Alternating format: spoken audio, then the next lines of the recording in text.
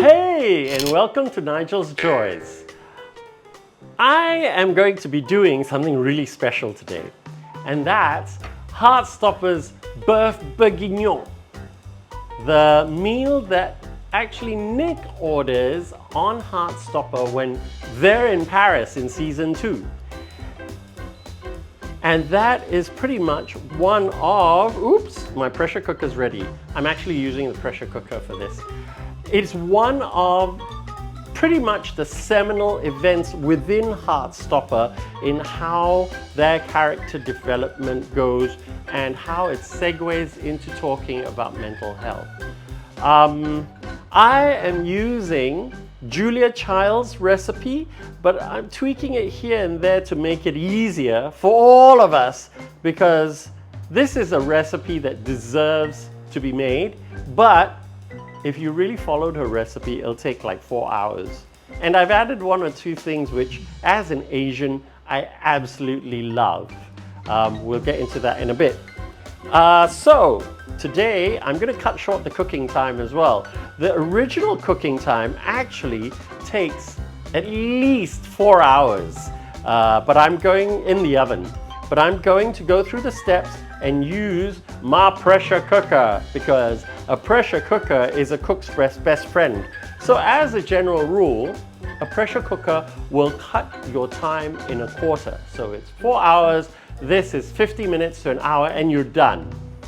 So let's make Heartstopper's Boeuf Bourguignon.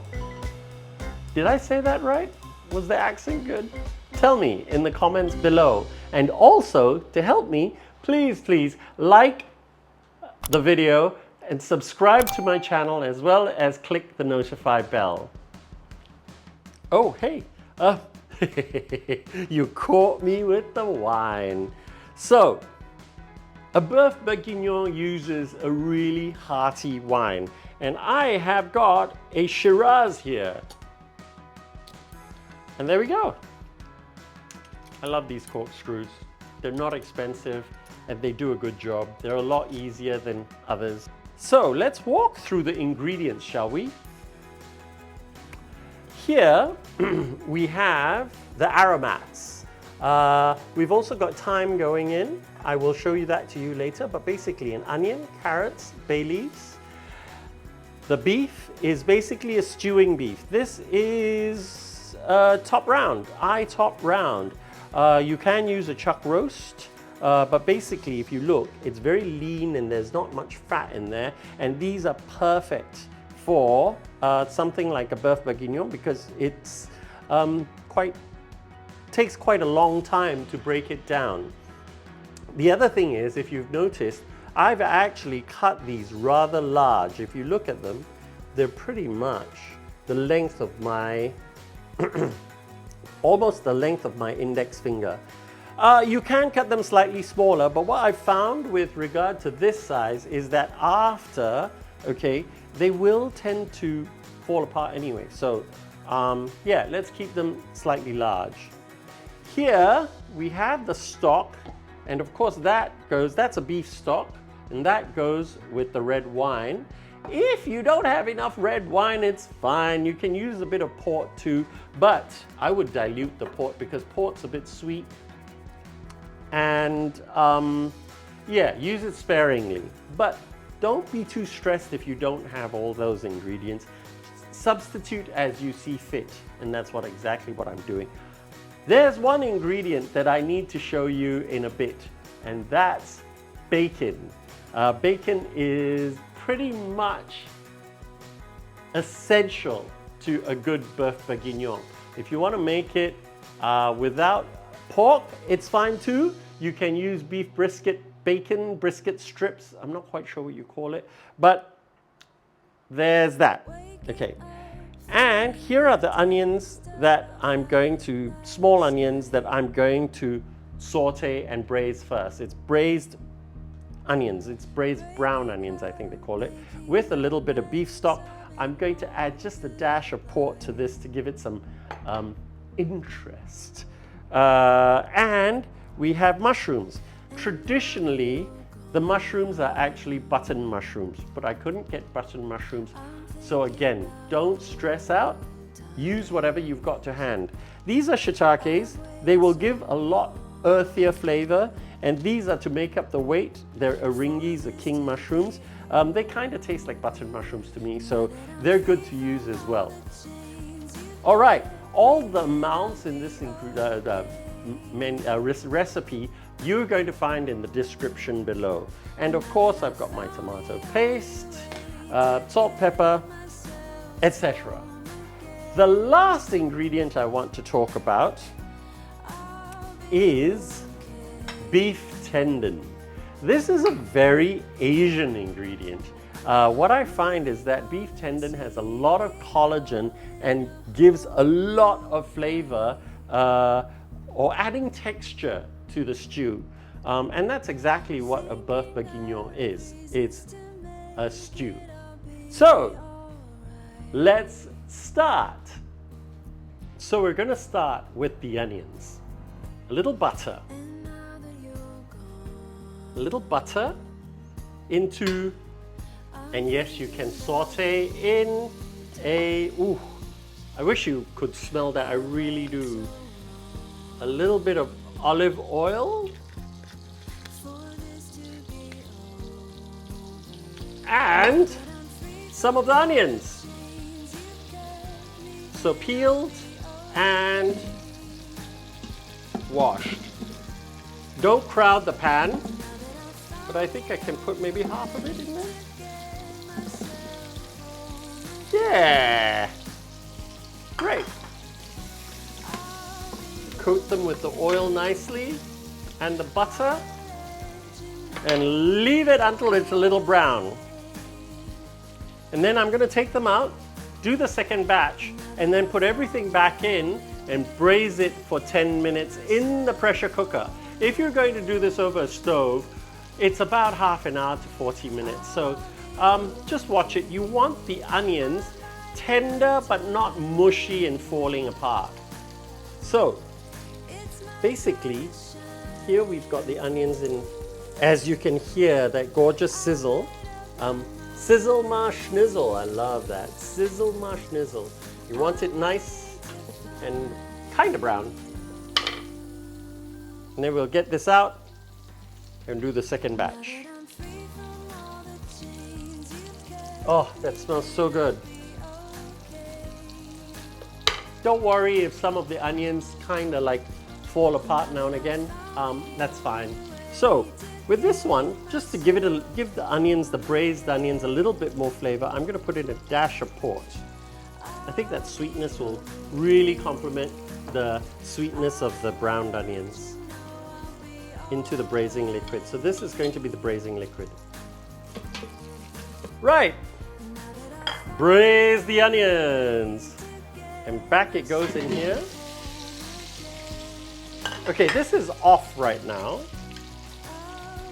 And the braising liquid goes in.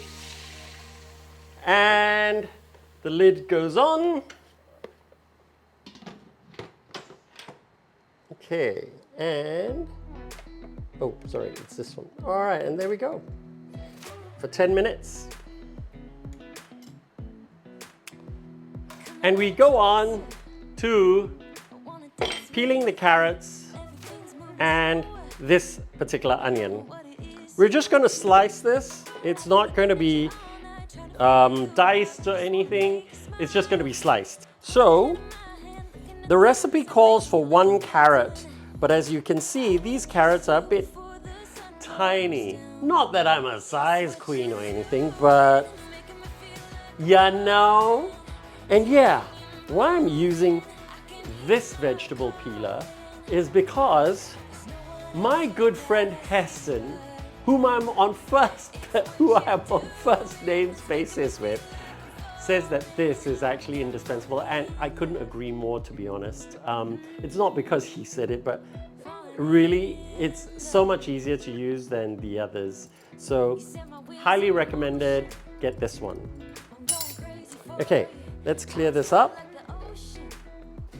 into my little makeshift rubbish bin. Oh gosh, did I just do that?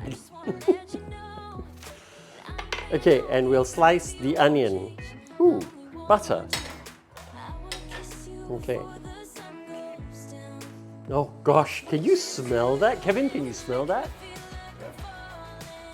If you slice the onion pole to pole, that's top to bottom, you actually break less cells.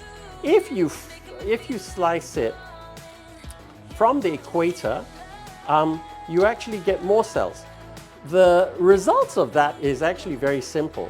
If you put it in to cook and you slice it from the equator, it mushes up into the stew more. If you cut it this way, you get a little bit more sturdiness. So up to you. I'm just going to let it melt into the stew because I think we already have enough onions with the braised onions. All right, here we go. Slice this up. If you have a big vat of stock, all these endings can actually go into the stock. But because I don't, I'm just going to slice it up. Sliced and ready. All right, I'm going to put that back on my plate so that this will be ready for later. A sip of cinnamon tea. Actually, that's quite yummy. I'm going to cut up the tendons right now. I think they should be in there's about 300 grams of tendon, about 1.1 kilos of meat. These are damn tough, but once they're cooked, they're absolutely delicious. They're soft and almost jelly-like.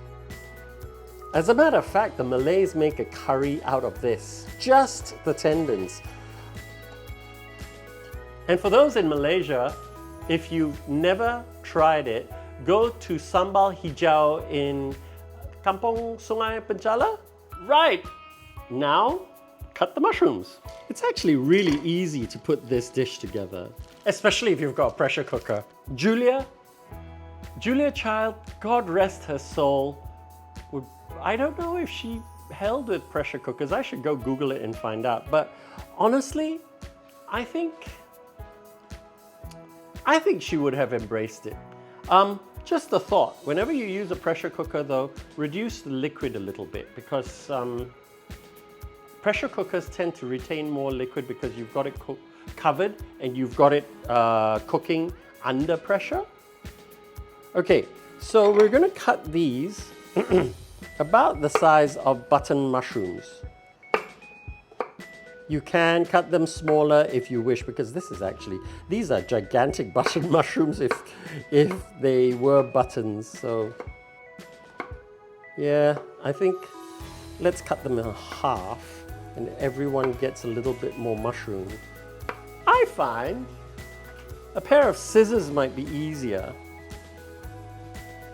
than a knife for this one. You can save the stalks for stock. Stalks for stock. There we go. Nick, Joe, I hope you guys will try this. That's to say, yeah, Kit and Joe, not Charlie, Nick and Charlie. God, I'm getting the names confused, but it's Nick and Charlie, Kit and Joe, yes. By the way, if you don't want to use the tendon, just go ahead and substitute a little bit more beef, that's all. As I said, I used about 300 grams of this, so just put back 300, go. Our onions are ready.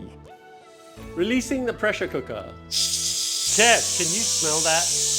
Yeah. With most modern pressure cookers nowadays, without releasing the steam, you won't be able to open the lid. So don't worry, it is all perfectly safe. Okay. And there it is. Okay. Whoa, look at that. Lovely. braised onions.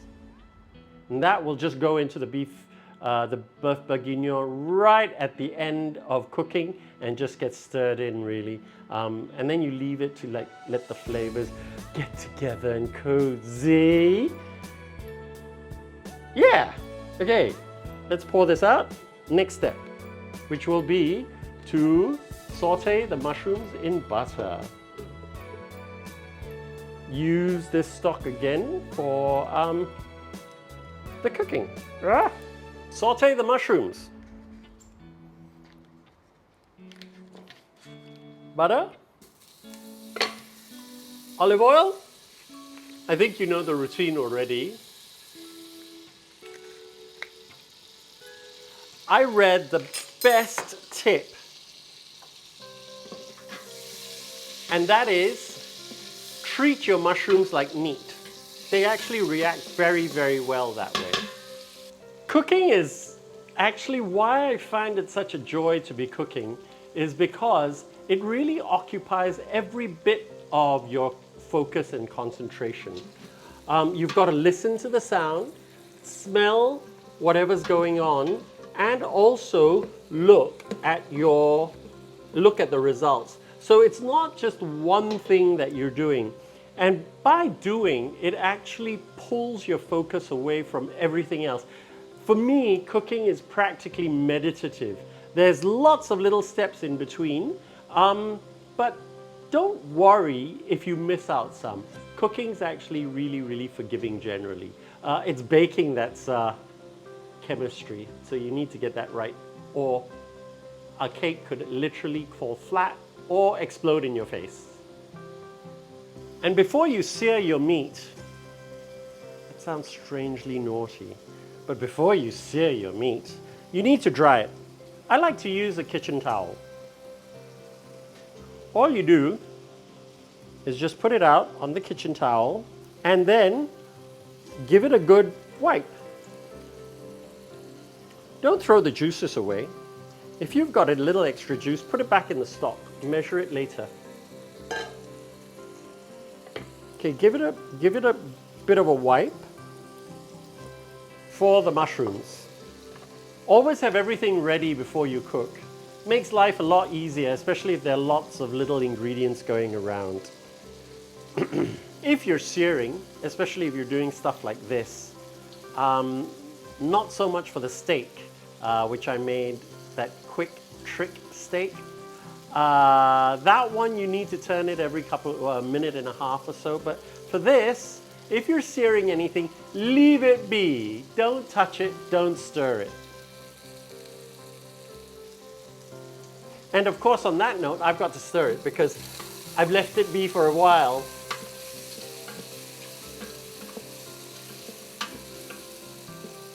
Like the onions, don't worry too much if it's not an even browning.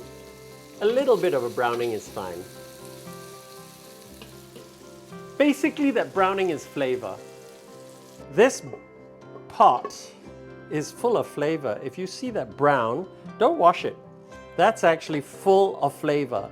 So we are going to sear everything in there now. But first, that's dried.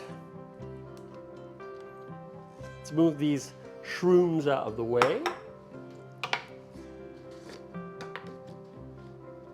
And a little salt, just a little, not too much. Okay, and this goes in. A good glug, a couple of glugs.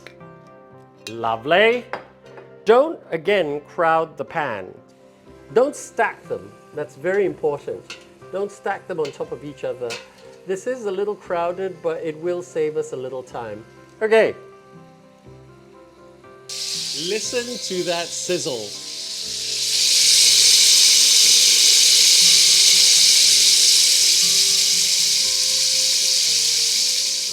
And while that is sizzling away in the background, let's cut the bacon into lardons. Now, whenever you see the word lardons, okay, I use back bacon because I think people don't necessarily want too much fat, but if you want to use streaky bacon, that's fine too. That's pretty much a lardon. That's 2 lardons. Okay, let's have a look at this. Oh my, look at that. That is just absolutely gorgeous. Okay, turn it around, get the other side going, and Bob's your uncle. Sorry, Jamie, I had to steal that one. Right, they're ready. And beautifully, beautifully browned. Look at that. Thing of joy. And while we're at it, this goes in. The carrots, the onions, oops, not the bay yet. Just the carrots and the onions. If you've got too much oil in there, please, by all means, take it out. If you don't, leave it be and just chuck it in. As a matter of fact, I think I could do with a little bit of extra glug of extra virgin olive oil. All this brown is the fun. In the meantime, just try and like give it a rub with a wooden spoon. Rub your vine. It's basically all the caramelized goodness. And if you look at it now, almost all of it has come off. It's all coming off nicely. See? And that's all flavor that goes into your bourguignon. I hope I pronounced that right. All the French speakers out there. The lardons go in now as well.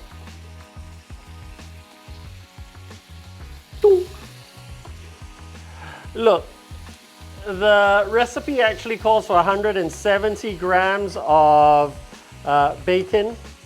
This packet was 200. I wasn't gonna go keep 30 grams, so everything goes in. Yes, it's going to taste a little bit more bacony, but I think that's fine.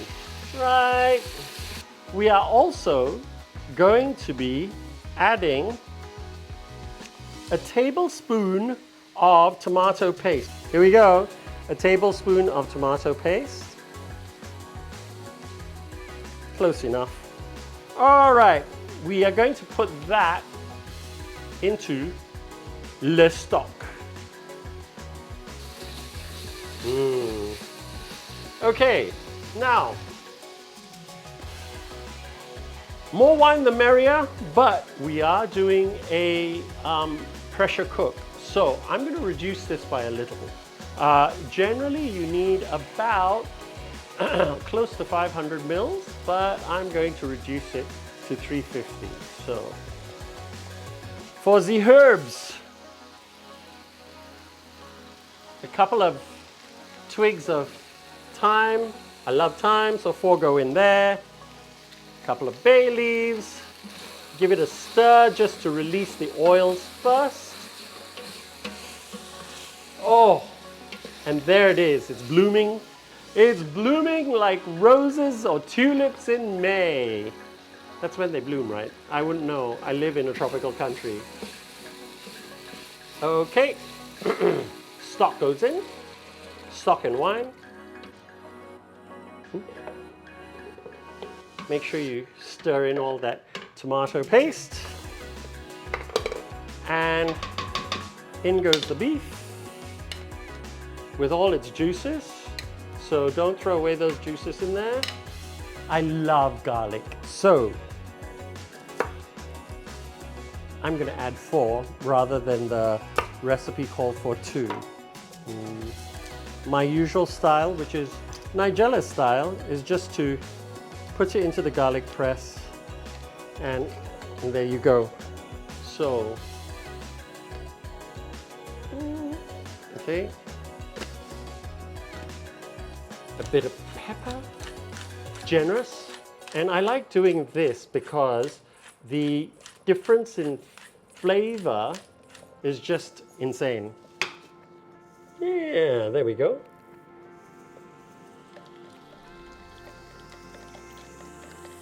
give this a stir. Pour this back in. Mix it in properly so that the flour doesn't clump. Hence the whisk. And here we go. What's the front and the back? Okay, I think that's the front. Yes. It's the back. Make sure it's tight. Make sure the valve is closed. Right, now we set the cooking time. There we go. 50 minutes it is. Oh, hello. Don't forget your tendons.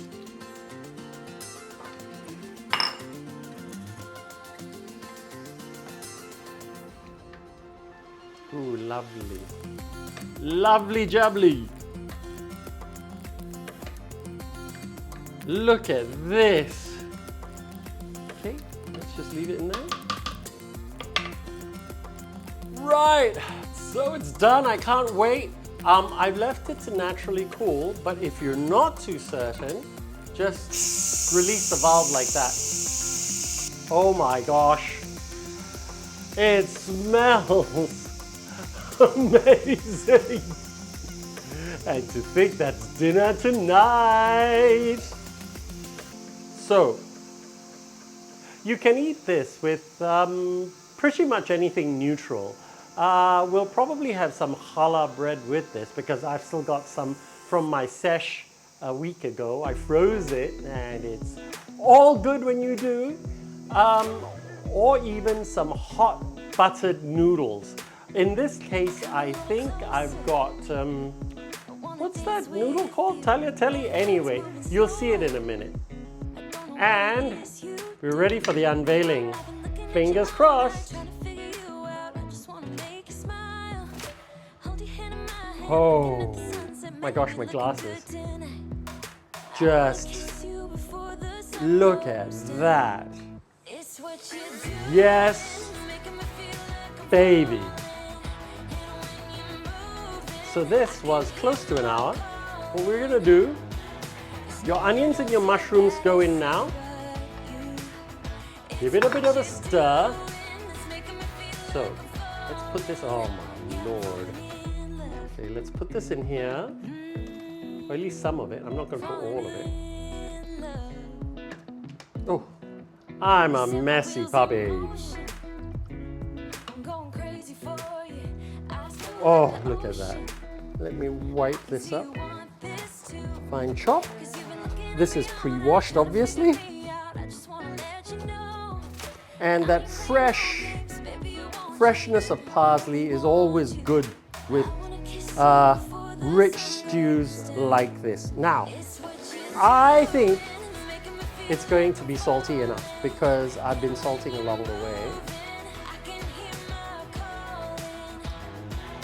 Oh my God. Oh, okay. You know what? This is just too small. Right, let's have a look at the meat. Oh my God, it's just fork tender. It just tears apart. Sorry.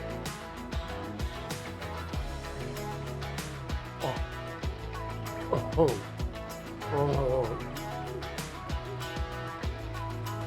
And all is well with the world. So, do give this a go. Heartstopper Boeuf Bourguignon, right here on Nigel's Joys. Do please like, subscribe, and click the notify bell. And be back next week with another.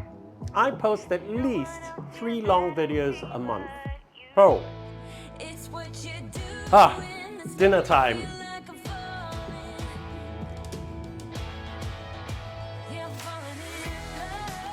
Hot buttered noodles.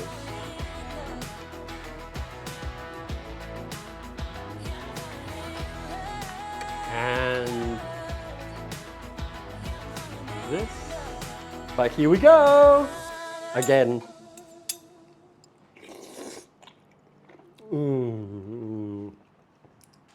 Yes, boyo, that works.